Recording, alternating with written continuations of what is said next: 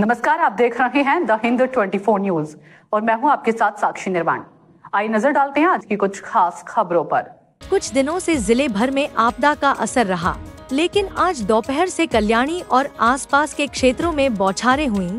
जैसे ही शाम हुई और आपदा थोड़ी कम हुई, लोग बाजार की ओर रुख करने लगे, लेकिन बाजार पहुंचकर वे हैरान रह गए क्योंकि सामान की कीमतें आसमान छू रही थी। हालांकि खर्च कम करके और लक्ष्मी की कृपा से लाभ की आशा में गोयेशपुर के लोग फिर भी खरीदारी कर रहे हैं। जी दादा, बाजार तो बोलें, बाजारे की जाच्छे एबार दरदाम? বাজার অমনি করবো, বাজার এসে সাধারণ মানুষের খুবই অসুবিধা হবে। এই দ্রব্যমূল্য বাজার এত জিনিস, তবুও তো লক্ষ্মী পূজা করতে হচ্ছে। হ্যাঁ লোক তো মানুষ দায় সারাভাবে করতে হচ্ছে মানুষকে।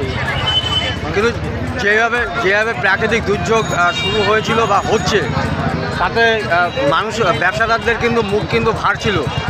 ওয়েদার একটু চেঞ্জ হওয়াতে কিন্তু ঢল নেমেছে মানুষের। হ্যাঁ ওইটা ভালো হওয়ার সাথে সাথে মানুষ রাস্তায় নেমে গেছে।